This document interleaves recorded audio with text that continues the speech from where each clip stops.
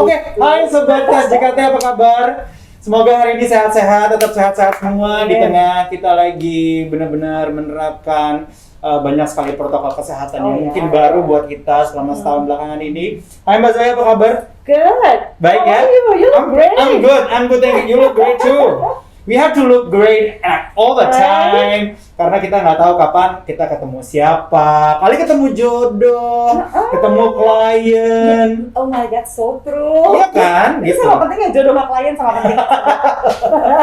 Nah, tapi hari ini kita mau ngomongin satu hal yang mungkin orang menganggap ini sebagai sesuatu hal yang sepele. Iya. Gitu, sesuatu hal yang sepele. Sama seperti waktu itu terakhir kali kalau misalnya gue ketemu Mbak Zoya, kita sempat live Instagram, waktu itu kita ngomongin soal consent. Yes. Ya, itu masalah-masalah sepele yang nggak Itu banyak. hak juga ya. Betul. Misalnya kita Seru banget. Jadi nggak banyak orang-orang yang menyadari bahwa itu sebenarnya suatu hal yang penting. Ya. Dan ini juga kita mau setir pembicaraan ini dalam satu payung besar bahwa sebenarnya seks itu adalah kegiatan yang harusnya dinikmati dua belah pihak. Oh yes. Gitu ya.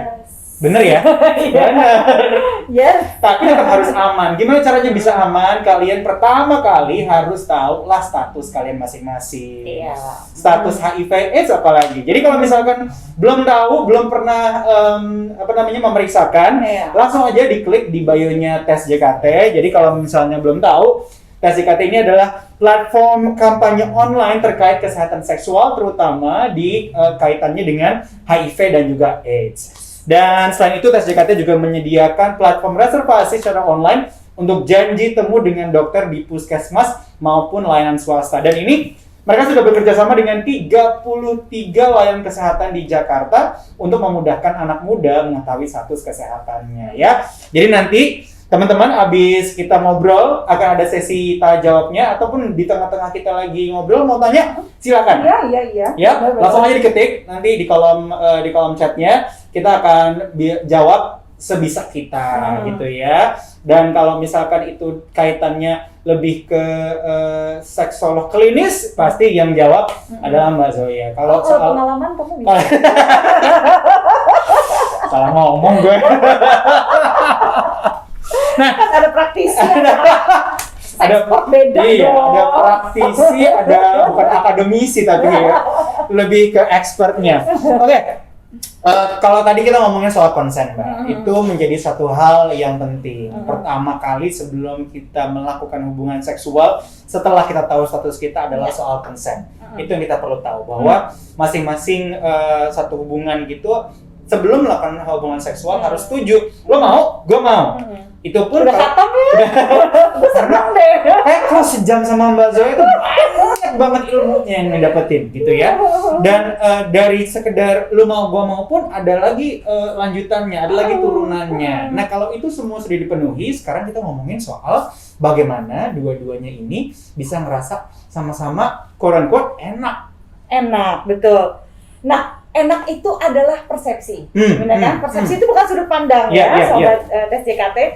Persepsi itu adalah bagaimana panca indera kita memaknai sesuatu gitu. Jadi misalnya gue mendengar kata-kata whipped cream.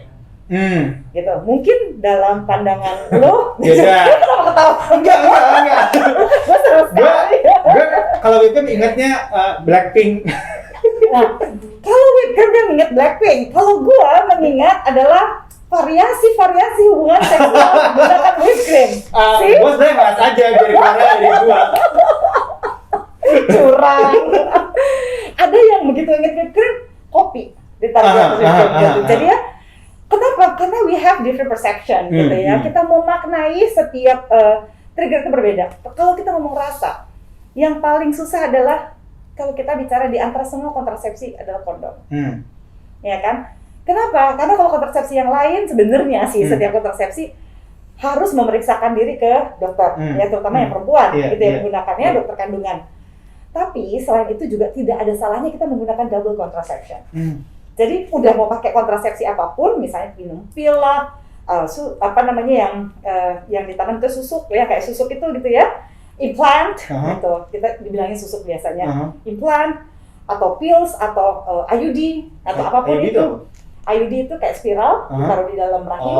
This is I'm using it right now. Iya. Itu dia kayak pecah langsung kayak gini, jadi dia nahan supaya tidak terjadi pembuahan. Ada yang suntik, KB gitu ya. Yang tidak aman tuh sistem kalender dan sebagainya, karena ada coitus interruptus dan sebagainya. Jadi di antara semuanya itu kalau ada double contraception adalah dengan menggunakan juga kondom. Kenapa? Karena bukan cuma mencegah kehamilan, kondom ini juga membuat lo jadi tidak terinfeksi menular seksual. Satu-satunya literally. Memang kemampuannya melindungi itu sekitar 98%. 2% karena faktor manusia juga. Expired lah, taruh di kantong lah, kepencet-pencet lah. Ngaku lo semua, zaman SMA, bohong kalau lo nggak nyimpen satu di dompet. Di dompet, masukin di itu mobil terus gitu. Iya kan ya, runyam gitu, terus nafsu kan. Mau sosok keren, bukannya robek. Kena gigi. Kena kuku. Jadi ada faktor-faktor seperti itu. Tapi basically kalau dia memang tidak expired, ininya masih dalam kondisi baik gitu ya, aman lah. Nah, kondom sebagai salah satu yang paling efektif ya untuk penularan infeksi menular seksual dan HIV/AIDS, ternyata banyak mendapat pertentangan soal rasa. Mau enak-enak, tapi ya kalau mau enak-enak orang tuh sering gini, aduh aku gak suka pakai kondom. Ini udah consent nih ya, udah oke ya, udah di atas ranjang nih ya, gitu ya, udah jeng. Salah satu individu mengeluarkan kondom, yang satu, aku nggak suka kondom. Deng. Kalau gue udah, aku nggak suka kondom, pakai lagi celananya. Nah, kalau andai kata semua kondisi semudah itu, if we like each other agak susah. Nah, yang paling pelik kan negosiasinya sekali lagi. Gimana caranya mau enak-enak gitu ya? Di saat semua konsen sudah dipenuhi, tidak ada koersif, bla bla bla, terus lalu masa baru mau nego kondom udah diranjang. Nah, masalahnya kalau soal kondom, itu kan adalah soal enak nggak enak juga, yang nggak bisa ditawar. Betul. Kayak misalnya, lo suka es krim apa? Coklat. I love vanilla misalnya. Terus kayak gitu bilangin, lo kenapa sih gak suka vanilla? Ya gak suka aja. Vanilla kan enak. Dulu pakai vanilla. Dulu makan aja nih vanillanya ya. Gitu. Kan annoying ya. Orang kalau gak suka kondom, ya udah. Gitu ya. Gue temenan kalau gitu.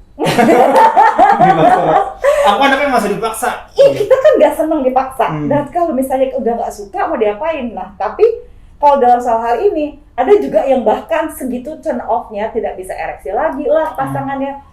Atau yang satu jadi malah nggak bisa lubrikasi karena kondomnya ini sendiri. Akhirnya kan jadi pelik, mau enak-enak. Nah, oke. Ini artinya ketika enak-enak, cinta dan trust dan kepercayaan itu dua hal yang berbeda. So you have to remember that lu bisa cinta banget sama orang, belum tentu lu bisa trust. Tapi ketika lu bisa trust, hampir pasti lu bisa jatuh cinta deh. Iya. Gitu. Jadi kalau gue nggak mau menegosiasi soal udah lo pakai kondom aja, orang yang nggak suka pakai kondom dipaksakan sebel kayak orang gue sukanya coklat, kenapa lu suruh gue makan yang lain? Kalau udah nggak suka pakai kondom udah. Cuma sekarang ketika kamu nggak suka pakai kondom, ya, gue nggak mau negoin, maksain situ. Seberapa besar ketika tidak menggunakan kondom, kamu bisa menjaga diri untuk tidak terinfeksi secara seksual? Dari mana caranya? Ketika kamu nggak pakai kondom, ya, kamu bisa yakin bahwa kamu itu sehat sexually. Karena banyak lagi nih, aku kan milih mbak. Berapa banyak mendengar yang kayak begitu? Gak mau pakai kondom dengan alasan aku kan pemilih. Aku tahu kok orangnya kayak apa. Yang kayak apa orangnya? Nih, hidup rezeki sama sial tuh cuma Tuhan yang tahu. Jadi kamu nggak tahu kapan lo sialnya gitu loh. Iya kan? Iya. Hidup rezeki sama sial tuh cuma Tuhan yang tahu. Jadi lu nggak tahu kapan lo sialnya. Mau lo milih juga kayak. Lu nggak pernah kena gara-gara lu milih. Ya itu aja kayak gitu. Kebetulan aja mungkin ya Tuhan lagi bayar tuh gimana kali lu nggak ngerti. Tapi jangan lu pikir karena lu tidak pernah terinfeksi menular seksual, yang which is lu nggak pernah periksa juga. Iya. Ini juga nih yang jadi masalah gitu. Lo meyakini bahwa semua bersih, semua nggak kena apa segala macam. Ngapain gue tes gitu? gue milih. Mhm. Tidak bisa kita melihat dari gantengnya dan cantiknya, terawatnya, tidak terawatnya seorang individu untuk lo tahu dia terinfeksi HIV atau enggak. Belum lagi kita bahas masa inkubasi Sobat JKT. Oh my god, masa Masa inkubasi. inkubasi itu berapa lama? Mulai dari 6 bulan Mhm. sama ada yang 5 tahun. Lo mau apa? Hmm. Bisa jadi ada orang yang lebih shock lagi gini. Ketika misalnya gue menemani ya orang untuk tes VCT ya, Iya, ke iya, puskesmas. iya. Pas tes VCT positif misalnya ya, wah kamu ternyata HIV positif. Yang ditanya bukan cuma pasti ditanyakan terakhir, misalnya terakhir berhubungan seks kapan? Udah lama, gak pernah berhubungan seks sama siapa-siapa lagi. Terakhir kapan? Ada yang paling lama yang menurut aku, ya ampun, ternyata dia berhubungan seks terakhir 3 tahun lalu. Hah? Dan mungkin pas di tes sih memang masih ada baru kena. Jadi dia mungkin dia selama 3 tahun terakhir itu nggak oblivious aja kali, nggak pernah periksa atau apa gitu ya. Jadi dia shock dan kayak merasa tubuhnya baik-baik aja. Karena CD4-nya masih relatif tinggi gitu kan ya. Tapi kan sudah positif ya. Dia bilang, gila kalau gue nggak, misalnya paksa nih, aku nggak maksa, ayo dong kita tes aja sama-sama deh, gini. Dia akan nggak tahu tuh kalau dia positif. Artinya apa? Mungkin nggak sih kalau dia tes waktu itu 6 bulan ini langsung ketahuan, mungkin aja. Tapi kalau lo sehat, kalau lo ini tuh mungkin nggak lo tetap kena, ya mungkin aja. Karena lo udah ada kontak seksual. Ya kan penularan HIV kan ada kontak seksual sama darah gitu ya, penularan jarum suntik yang paling banyak sih gitu. Nah, itu dari mana? Apalagi gitu ya, angkanya kalau nggak salah masih tinggi nggak sih risetnya ibu-ibu rumah tangga? Ya kan? Ibu rumah tangga masih paling tinggi ya? Masih relatif tinggi sama pertukaran jarum suntik ya kalau di Indonesia ya. Nah, itu 2 angka yang masih relatif tinggi. Ibu-ibu rumah tangga coba bayangin, tiap hari hubungan seksnya sama suaminya doang. Lu dari mana lu mau aware bahwa gue tes yuk? Kenapa? Kan gue cuma sama suami gue doang. Kita nggak tahu lakinya sama siapa aja. Betul sekali. Colokannya di mana cabangnya kita nggak tahu saya. Nah, ini juga menarik karena banyak sekali orang-orang yang masih buta soal bagaimana ibu-ibu rumah tangga justru bisa jadi orang-orang atau golongan yang paling tinggi presentasinya terinfeksi HIV. Ini juga yang banyak ibu-ibu rumah tangga tidak mengerti bagaimana mengkomunikasikan dalam hal ini hubungan seksual dengan suaminya. Dan ini nggak terjadi, kita nggak usah ngomongin soal bagaimana kalau lo belum nikah apa segala macam, terserah deh ya.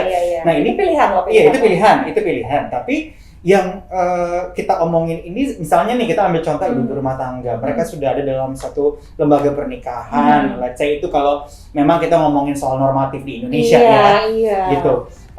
Udah dalam lembaga pernikahan. Kemudian kalau misalkan nggak nurutin suaminya mau apa, dosa. Terus kalau misalkan suaminya belum urusan dilaknat-laknat, terus belum lagi kalau misalnya kan gue lagi nggak mood tapi lagi gue mau, suami gue mau. Nah, bagaimana sebenarnya hal-hal seperti ini dikomunikasikan nih Mbak Sonia dengan aman dan tanpa harus ada gontok-gontokan di antara suami istri? Iya, jadi